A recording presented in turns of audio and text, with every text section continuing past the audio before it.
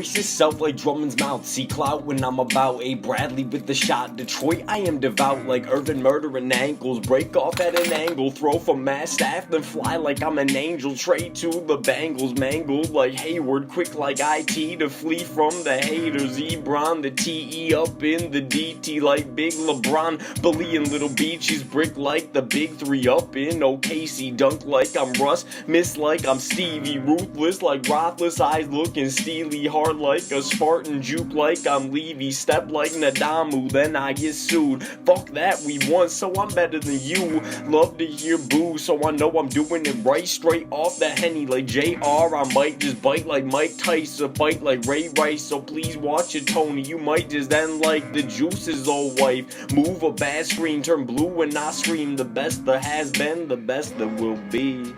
Welcome back to another episode of DST, hosted by yours truly, JT Smelik. And so, you're probably wondering what today's podcast is going to be about, what sports topic I'm diving into, but I actually think that this podcast is a bit more important on me finally giving people who don't know me that well a glimpse into the world that I live in. So I truly believe that the best radio broadcasters and just, people in general that you take opinions from, their backstory and you know where they're coming from. I don't really care about some random person on ESPN who I know nothing about and anything that they did growing up. That means literally nothing to me. So I'm making this today to give you a glimpse in the world I live in, and I just feel like I've made too many podcasts to not really make an intro podcast.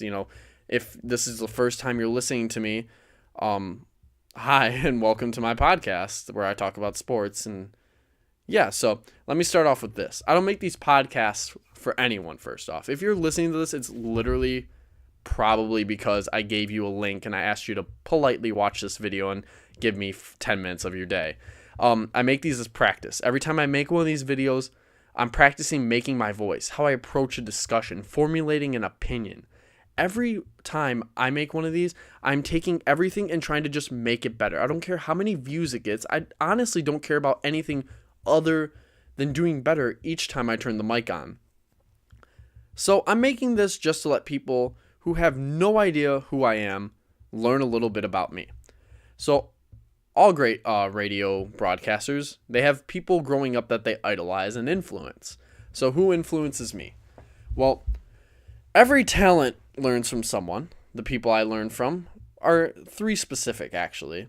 Colin Cowherd, the host of The Herd, comparing regular life to sports, and it allows people to realize that sports isn't that much different from things that we go through every day. The world, people think that these celebrities who make millions of dollars are that much different from us, but in reality, if you look at it from a regular standpoint like Colin does, it honestly becomes a whole lot easier. Then I took the interviewing skills that I've learned from Coast to Coast former host Art Bell. I just really love how he was always able to flow an interview in a way that you almost forgot you were actually doing an interview or listening to an interview, and it felt more like a discussion. And then 97's own Mike Valenti. He was actually the one that actually inspired me to get into radio. His honest opinions and hard-hitting facts that he would always throw every day literally makes me tune in every time when I get out of school from 2 to 6. I really think these three people fuel me to be unique, and it helps me set myself apart. I believe everyone is allowed to have their own opinions. As much as I disagree with them or might bash them, you're still allowed to have it, especially in the sports world. That's what is the best part about sports. It allows everyone to be unique, and it makes it fun to debate. I think that's the biggest thing people overlook when people have sports opinions. There's a world full of storylines in sports, and it's so fun watching people, try to take a deeper opinion. When LeBron tweets out something cryptic, there's 1,000 things you could come up with. Where's LeBron going this offseason? I love listening to people discuss that. It's a wonderful thing to get to listen to. But the best radio hosts, they have just this thing about them where you feel like where they're coming from, even if their opinions might be different from you. You understand their backstory and what makes them tick that certain way. So I thought the best way for you all to understand where I come from is by telling you a little bit of my own backstory. So I'm an only child. I love sports, video games, and sneakers. I'm very competitive. I love to win. I take League of Legends more seriously than I probably should. And I never really had any family growing up, and I feel like that's something that has really just always stuck with me. The rest of my family that I actually did have lived in Canada, and I was never really close with them, so I never really considered them too much of an influence in my world.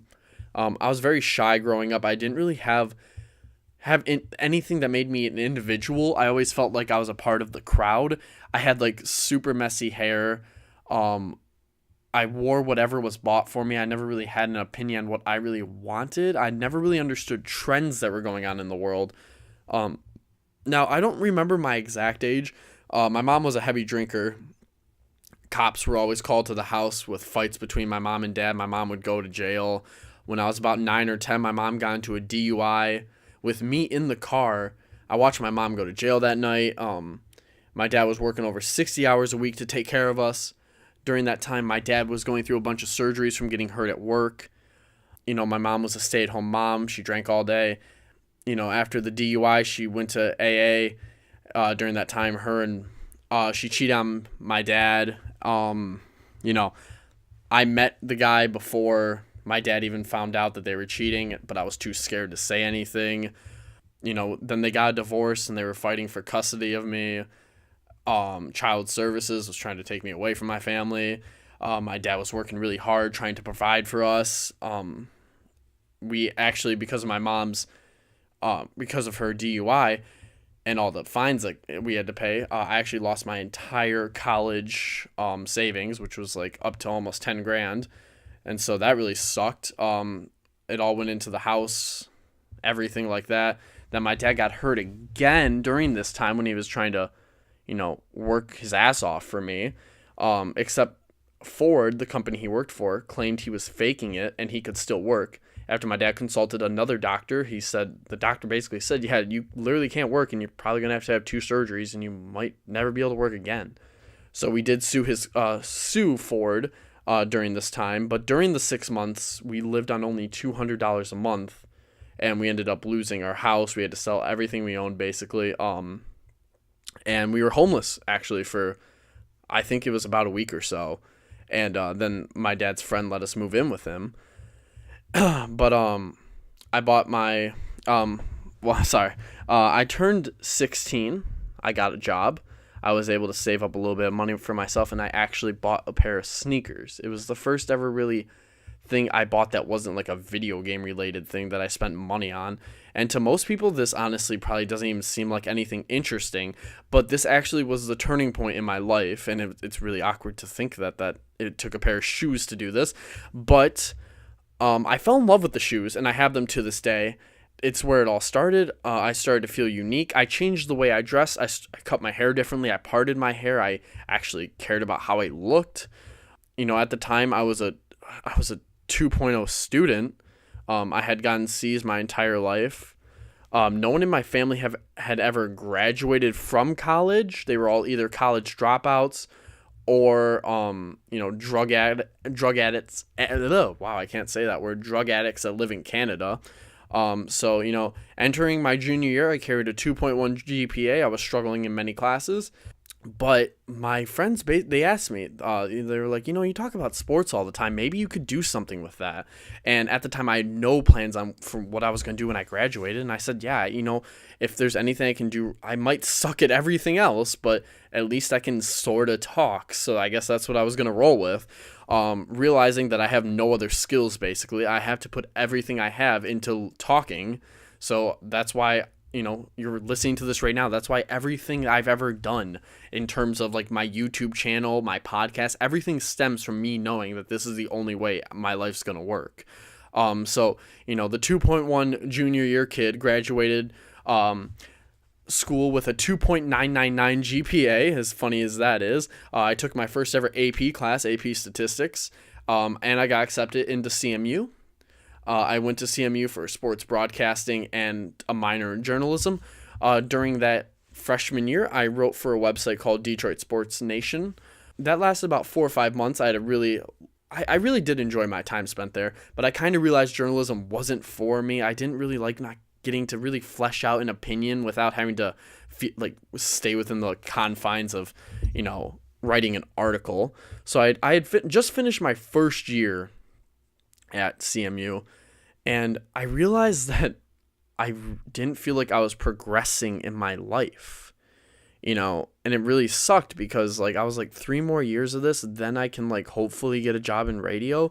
And so I ended up transferring to Specs Howard School of Media Arts, and that's where I am right now. I'm fully in love with that school. I grind all the time. I have an amazing class. I love everyone there. After that, I became a manager at KFC. I was working about 50 hours a week for about 5 months, like father, like son, I guess. But I had basically, I guess what you could say, a mental breakdown. I was very unhappy with my life. Realized that I wasn't doing anything in terms of radio outside of my classes. And that was really frustrating because this is something I love doing. Right now, I'm having a blast writing the script, sticking to my ideas and formulating this to give you guys a little bit of a show. And I couldn't be any more excited to be making this. So I basically quit from there, even though I needed the money. I said, the career I want requires me to have a passion and not get stuck at a management job. So I ended up going to Applebee's. I became a host, and there I met the best staff anyone could ever ask for. I've never had a more supporting role of coworkers and managers. I have the best management staff I could have ever asked for. They genuinely actually care about me, and they actually want to see me succeed. I have coworkers that always have my back. If I ever need a day off, they're always willing to take a shift. They actually care about who I am, and honestly, they've become my second family, and I couldn't be more thankful for having them come into my life. And I'm actually excited whenever I go to work and I get to work with them every day. And I realize that that's what I want for a career. I want to be excited when I go to work. So I guess that's where it sums all of it up on why I want to do radio. I get excited to do this. Right now, I'm sitting in my room and I'm excited that I'm filming this. So I guess what I'm trying to say is I appreciate people that might not be naturally gifted at something, but they work harder than anyone else to make their dream a reality. That's why I love the Pistons so much. The Pistons are awesome because they just represent the blue collar workforce that Detroit is, and I couldn't be any more excited to follow that team. I love Langston Galloway. I love Luke Kennard, Anthony Tolliver. These aren't this isn't LeBron James, Kevin Durant. These are, grinding, going to work Pistons. Life can sometimes be hard, but you should never lose sight of your goals. And I felt like that's what almost happened to me when I was stuck at KFC. I do enjoy being the young, cocky kid with all of his sports opinions that always acts like he knows right from everyone, even though I might not always. And people think I'm cocky, and I can sometimes be a little over cocky, but I truly try to stay humble when it comes to my sports. I do like being the young kid though, and I will always try to keep that true to myself. That's why, I just the way I dress and everything, everyone thinks I'm a lot younger than I actually look. I'm almost 20. But I'll never shy away from making a prediction, no matter how bold that prediction might be. But so yeah, that's the short autobiography of my life and why I have my own sports opinions and why they might differ. Everyone's sports opinion, everyone's opinion in general in life is going to be a lot more different from yours depending on how they grew up, and that's great. That's the world we live in. That's why politics are a thing. But if this is your first time listening, let me officially welcome you to DST with Brett and JT. And now, let me flip it over to, not Drew, but my boy Kirk with the outro. Think I got it from the fam, like my weed was always lacing, but I had to be a man, standing in a sham, a life that's crumbled, at times a little lamb.